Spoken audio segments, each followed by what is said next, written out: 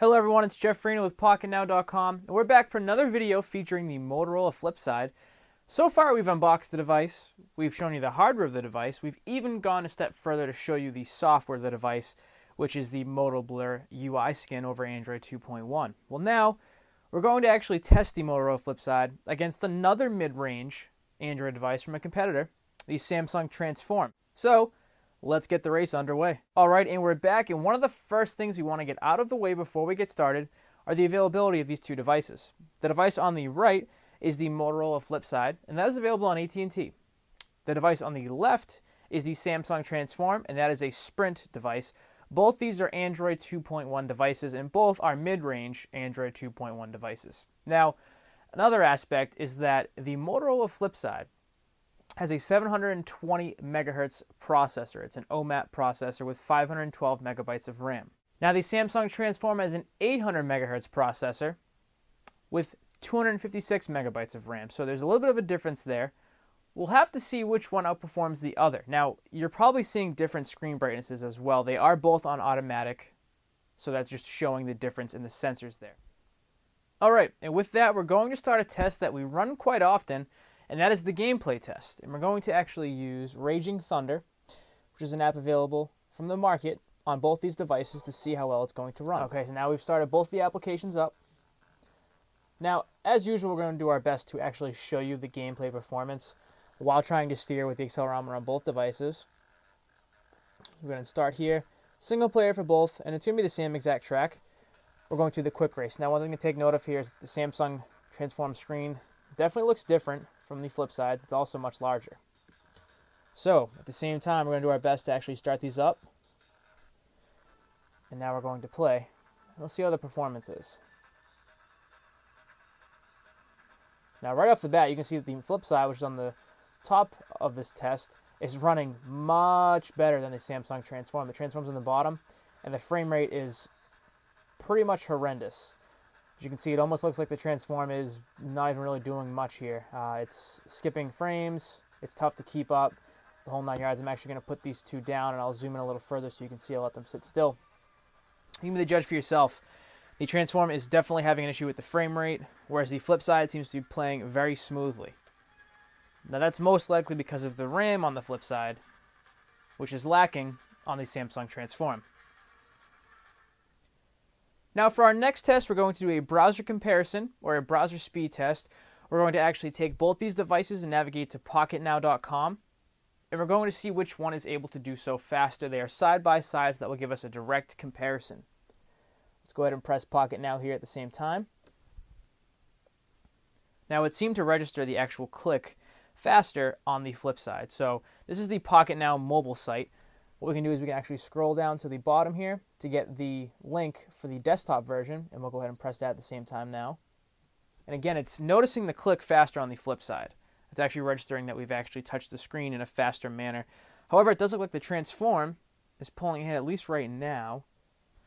And the Transform still looks to be ahead. It's already scaled, and these browsers do appear to be loading differently.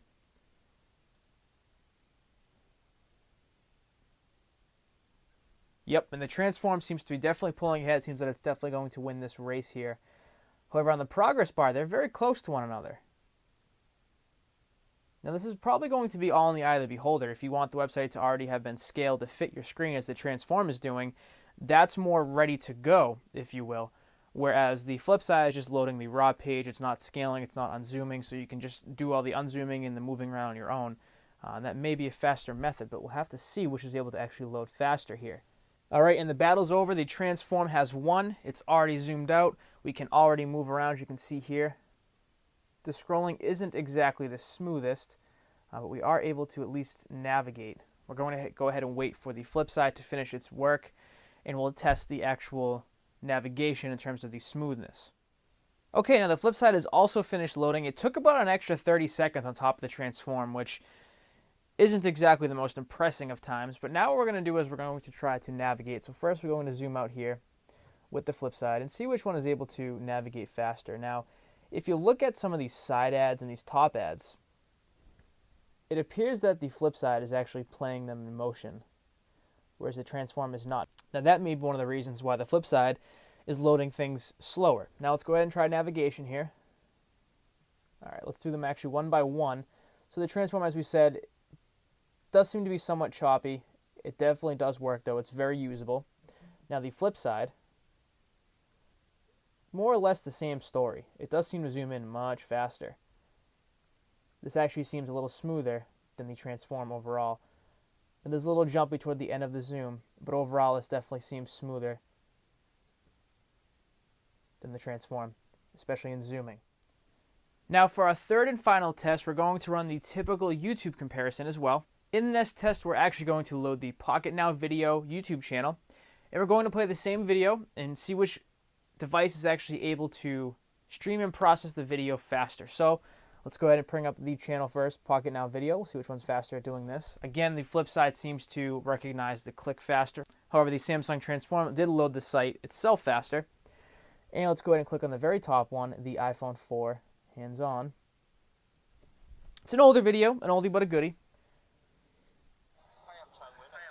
And as you just saw, it appears that once again the Flipside recognized the touch from our finger much sooner, but the Transform is actually able to play the video faster. In terms of the frame rate, they both appear to be doing very well. They both look very clear.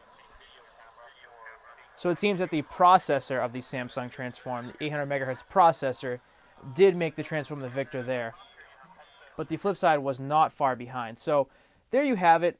The slower processor of the Flipside does make it somewhat slower in rendering web pages and rendering video. But when it comes to the gameplay, as you saw, the Flipside is definitely the clear winner. And that's likely because of the 512 megabytes of RAM that it has over the Samsung Transform's 256 megabytes of RAM. And that's going to do it for our comparison and test video. Our next and final video will be our final word and final review on the Motorola Flipside, which features Moto Blur. So be sure to stay tuned for that video, as well as the written article on Pocketnow.com.